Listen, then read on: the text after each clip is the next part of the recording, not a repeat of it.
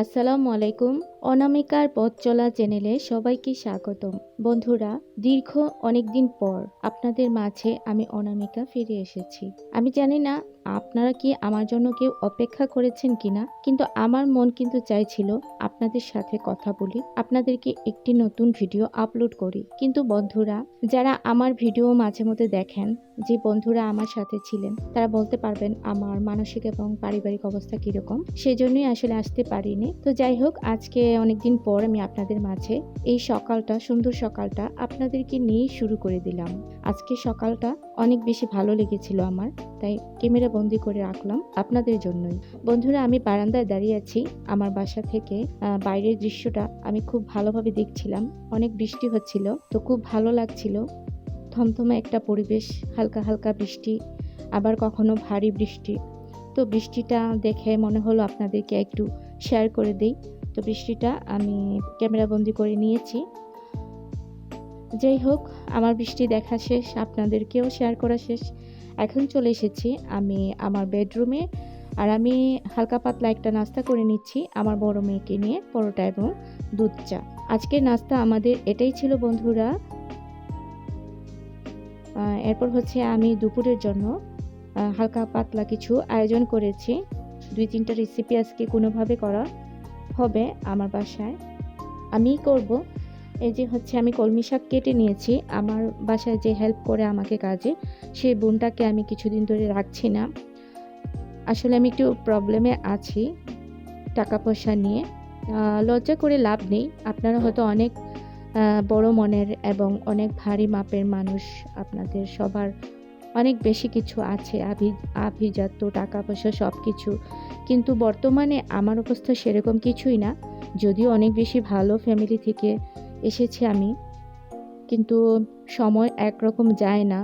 আমি গুছিয়ে কথাও বলতে পারছি না, আমার শ্বাসকষ্ট হচ্ছে। বন্ধুরা, আমার জন্য দোয়া করবেন।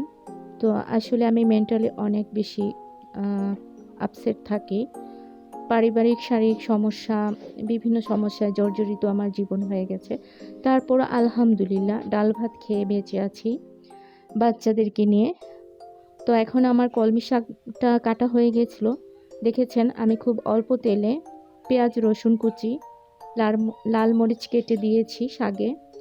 তো এইগুলা দিয়ে পরিমাণ মতো লবণ দিয়ে আমি শাকটা ভাজি করে নিচ্ছি।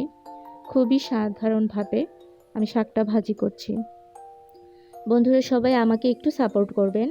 আপনাদের একটু সাপোর্ট আমাকে হয়তো অনেক দূরে নিয়ে যেতে পারে।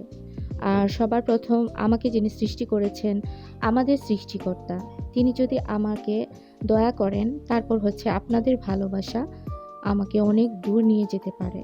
হতেও পারে কোনো একদিন আমি সফল হব, কিন্তু জানি না কবে।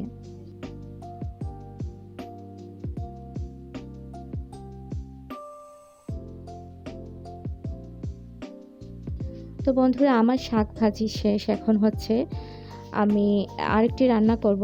এটা হচ্ছে চাল কুমড়া দিয়ে আমি মাছ রান্না করছি।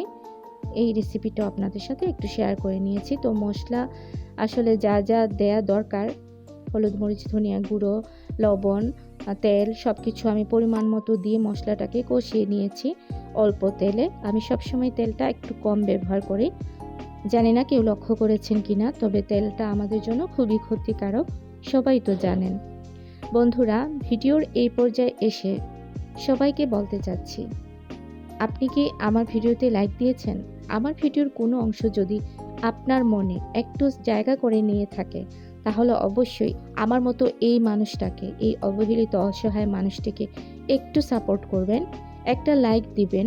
আপনার একটা লাইকের কারণে আরও অনেক নতুন নতুন ভাই বোন আমার এই ভিডিওটি দেখার সুযোগ পাবে। আর যদি আমার ভিডিও আপনার কাছে এবং আমার কথা অনেক বেশি ভালো লেগে যায়, তাহলে অবশ্যই আমার চ্যানেলটিকে সাবস্ক্রাইব করে আমার পাশেই থেকে যাবেন আশা করছি। আর সেই সাথে সম্ভব হলে একটি কমেন্ট রেখে যাবেন। আমি জানতে চাই যে আপনি আমার কোন বন্ধু। বন্ধুরা, আমার সব কিছু রান্না শেষ হয়েছিল। তারপর আমরা দুপুরে খাওয়া দাওয়া করে ফেলেছি। আর এখন হচ্ছে সন্ধ্যার পর। বাচ্চারা বলেছে, মানে আমার 2টি মেয়ে বলেছে কিছু একটা বানিয়ে দিতে। তো তেমন কিছুই ছিল না, তিনটি মনে হচ্ছে পাটিসাপটা পিঠা আমি বানিয়ে নিচ্ছি। এই পিঠাটা সবাই চিনেন, সবাই এর সাথে পরিচিত। তো এই পিঠাটা তারপর আমি বলছি একটু গুড় দিয়েছি, হালকা একটু লবণ দিয়েছি, তারপর মাখিয়ে নিয়েছি, গুলিয়ে নিয়েছি পানি দিয়ে, আর অল্প তেলে ফ্রাই প্যানে আমি এটাকে ভেজে নিয়েছি আর কি। তো বন্ধুরা, আজকের ভিডিও মূলত এই পর্যন্তই ছিল। আমি আর বেশি কিছুই দেখাতে পারিনি। আমি বর্তমানে খুব একটু খারাপ সিচুয়েশনের মধ্যে আছি বন্ধুরা। প্লিজ আমার জন্য দোয়া করবেন। বন্ধুরা সবাই ভালো থাকবেন। আবারও নিশ্চয়ই ফিরে আসবো আরেকটি দিনে আপনাদের মাঝে, যদি আমি ভালো এবং সুস্থ থাকি। সেই পর্যন্ত সবাই সবার ফ্যামিলি নিয়ে যেন অনেক ভালো থাকেন, দোয়া রাখছি। আবারও দেখা হবে, আবারও ফিরে আসবো। আসসালামু আলাইকুম, আল্লাহ হাফেজ।